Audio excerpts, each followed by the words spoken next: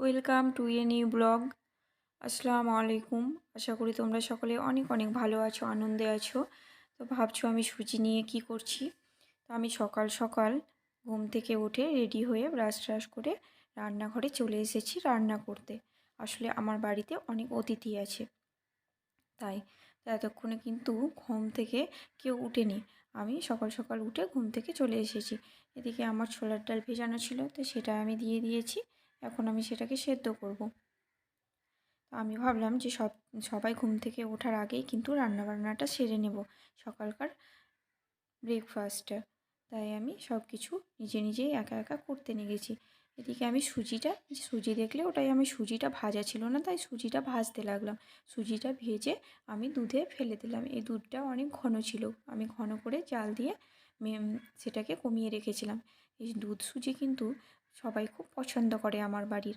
আসলে বিশেষ করে যারা এসেছেন তারা একটু পুরনো দিনের মানুষ, তো তাই রুটির সঙ্গে ঘরোয়া কিছু পেলে তারা ভীষণই খুশি হবে।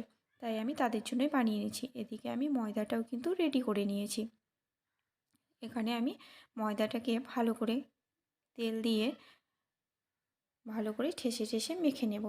এইভাবে আমি কিন্তু ময়দা মাখি, আর এইভাবে ময়দা মাখলে আমার লুচিগুলো কিন্তু খুব ফুলকো ফুলকো হয়, সুন্দর।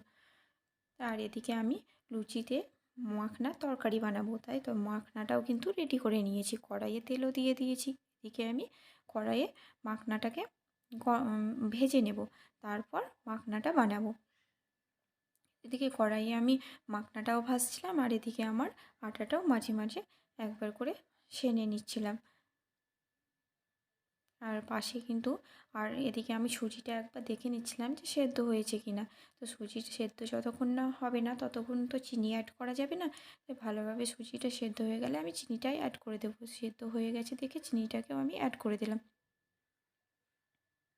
আর এদিকে আমি আর একটা পাশে কড়াই বসিয়ে দিয়েছিলাম, সেখানেও আর একটা রান্না করব। এভাবে কিন্তু আমি আমার গ্যাসের ওভেনটাতে কিন্তু 3টে চুলো আছে, একসঙ্গেই আমি 3 দিকে বসিয়ে দিই আর ঝটপট তাড়াতাড়ি রান্না করে ফেলি। এখানে আমি আর একটা কড়াইয়ে তেল বসিয়ে দিয়েছি। এখানে মাখনার মশলাটাকে রেডি করে নেব। মাখনার মশলাটা রেডি করে নিয়েছি। এখানে আমি শুকনো তেজপাতা আর লঙ্কা দিয়ে দিলাম ফোড়ন। তারপরে এখানে আমি পেঁয়াজ বাটা দিয়ে দেবো একটুখানি নেড়ে চেড়ে। মাখনার কিন্তু ভীষণই উপকারী শরীরের জন্য। মাখনা আমি আমার বাড়িতে প্রায়ই বানিয়ে থাকি। কখনো পায়েস করি, আবার কখনো মশলা দিয়ে ভেজে চার সঙ্গে খাই, কখনো সবজি করে ভাতের সঙ্গে খাই বা রুটির সঙ্গে। রুটির সঙ্গে তো বেশ ভালোই লাগে মাখনা। এখানে আমি পেঁয়াজ বাটাটা দিয়ে দিলাম মাখনার জন্য। এটাকে আমি ভালো করে মশলাটাকে রেডি করে নেব। একটুখানি পেঁয়াজটাকে আমি কষে নিচ্ছি। তারপর আমি মাখনা তারপর আমি মাখনাটাকে একটুখানি ভেজেও নিচ্ছি এদিকে একবার করে। ওদিকে তো আমার পাশে সুজি হচ্ছে, মানে দুধ সুজি। তো 3টে রান্না আমার একসঙ্গেই কিন্তু কমপ্লিট হয়ে যাবে। এদিকে আটাটাও আমি মেখে নিয়েছি, পুরো মাখা আটাটাই কিন্তু আমার মাখা হয়ে গেছে। এখানে আমি একটু তেল ব্রাশ করে দেবো, তারপর আমি ঢাকা দিয়ে দেবো একটুখানি রেস্টের জন্য। এদিকে আমার মাঝে কিন্তু মশলাটাও রেডি হয়ে গেছে। মশলাটাকে একটু কমিয়ে রেখেছিলাম। তারপরে আমি টমেটো পেস্ট দিয়ে দিলাম। টমেটো পেস্ট দেওয়ার পর একটুখানি ভালোভাবে নেড়ে চেড়ে নেব। এদিকে মাঝে আমি একটুখানি চাও বানিয়ে নিয়েছি ইন্ডাকশানে।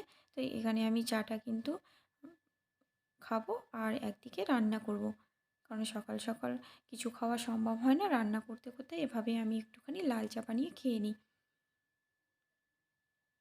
টমেটো দেওয়ার পর কিন্তু মশলাটাও আমার কষা হয়ে গেছে। এবারে আমি দিয়ে দেবো এখানে পোস্ত, কাজু বাদাম আর চালমগজ 3টেকে একসঙ্গে মিক্সিতে পেস্ট করে নিয়েছিলাম।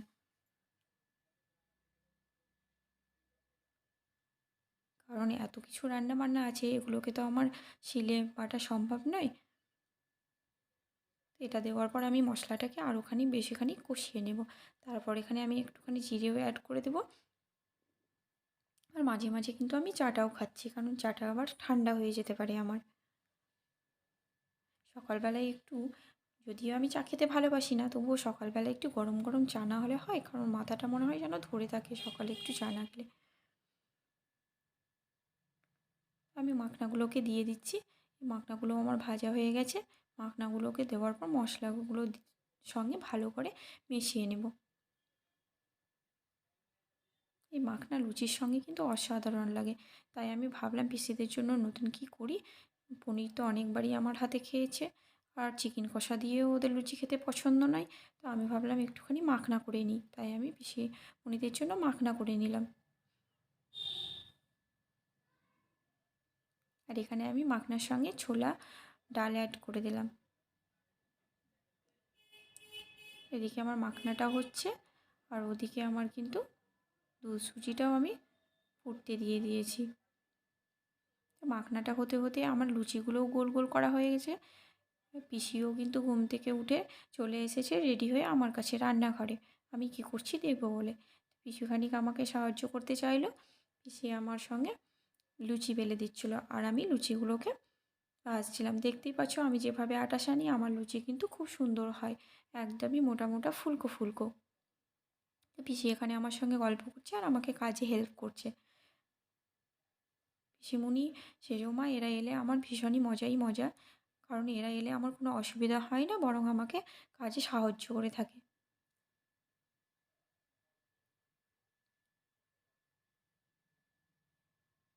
পিসি একটু লেট করছিল, আর পিসিকে আমি তাড়া দিচ্ছি, পিসি তাড়াতাড়ি লুচিগুলো বেলে ফেলুন, কারণ আরও আমার রান্না বান্না আছে, সেগুলো করতে হবে। তো দেখো প্রত্যেকটাই লুচি কিন্তু খুবই সুন্দর ফুলছে। আমার একটা লুচি এমন নয় যে ফুলবে না, সব লুচিগুলোই কিন্তু এভাবে ফুলবে সুন্দরভাবে। এখানে আমি লুচিগুলো রেডি করে নিয়ে চলে এসেছি। কুসোনা উঠে পড়েছে ঘুম থেকে, রেডি হয়ে বসে গেছে টেবিলে খাবার জন্যে। লুচি, ডিম সেদ্ধ, দুধ সুজি, রসগোল্লা আর মাখনা তৈরি করে নিয়েছি। তো ইকু তো খাওয়া দাওয়া শুরু করে দিয়েছে। ইকু এখন বলছে একটুখানি দুধ সুজি খাবে, তাই ইকুকে আমি দুধ সুজি দিয়ে দিচ্ছিলাম একটুখানি। ইকু কিন্তু এগুলো খাবে বলে মনে হয় না, আসলে ও দেখবে আর রাখবে। এবার বলছে একটা মিষ্টি নিব, ও একটা রসগোল্লা খাবে। একটু মিষ্টি খেতে অবশ্য পছন্দ করে, আর মাখনাটা চাইছিল, তাই ওকে একটুখানি মাখনাও তুলে দিলাম। এদিকে পিসি, ছোট পিসিমণি, মা, সেজো মা, বড় পিসিমণি সবাই খেতে চলে এসেছে। ছোটো পিসিমণিও মানে ছোটো পিসি শাশুড়ি মা, আর মাঝে বসে আছে ওটা আমার সেজো শাশুড়ি মা, সেজো মা মানে সেজো শাশুড়ি মা। আর পাশেই বসে আছে বড় পিসিমণি, বড় পিসি শাশুড়ি মা। আর পাশেই বসেছিল মা, মানে আমার শাশুড়ি মা। সবাই মিলে এখন ওরা খাওয়া দাওয়া করবে, ওদেরকে রেডি করে আমি দিয়ে চলে যাব, কারণ পরিবেশনটা আমি করতে পারবো না, ওদিকে আমার রান্নাবান্না আছে। সবজিগুলো এরই মাঝে আমি কেটে নেব। তো এখানে আমি বিভিন্ন ধরনের সবজিও কেটে নিয়েছি। এই যে দেখতে পাচ্ছ এই পাতা পাতা, এটা কিন্তু লাফার শাক। আমি আজকে লাফার শাক বানাবো। তো বিভিন্ন ধরনের আমি সবজি সবগুলো কেটে মাছ টাছ একবারে রেডি করে নিয়েছি।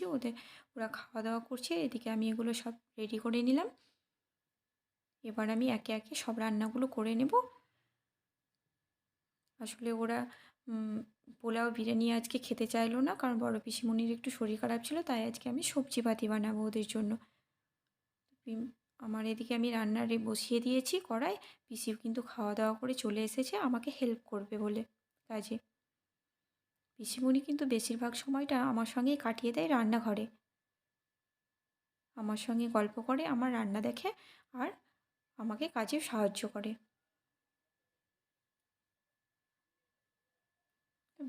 পিসিমণি কিন্তু মনের সুখে আমার সঙ্গে গল্প করছে, আর এখানে রান্না বান্না করতে আমাকে সাহায্য করছে। এখানে পিসিমণিকে আমি বড়ি ভাজতে দিয়ে দিয়েছিলাম। এই বড়িটা কিন্তু আমার বাড়িরই বানানো, বাড়িতেই বানিয়েছিলাম, বড়িগুলো খুব সুন্দর। তো এখানে আমার রান্নাবান্নাও রেডি হয়ে গেছে। এই যে দেখতে পাচ্ছ বেগুন, এটা হচ্ছে থুপি বেগুন। আর এখানে ভেন্ডি পোস্ত করে নিয়েছি, চচ্চড়ি। আর এটা হচ্ছে ছুঁই মাছ।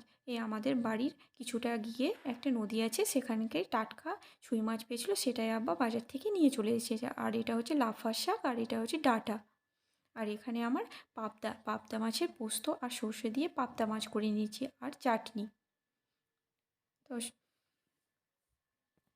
চ্যানেলটিকে যদি আমার ভালো লেগে থাকে তাহলে অবশ্যই সাবস্ক্রাইব করো। আর সবাই অনেক অনেক ভালো থেকো, সুস্থ থেকো। লাইক শেয়ার কমেন্ট করতে ভুলো না। দেখা হচ্ছে নেক্সট ব্লগ।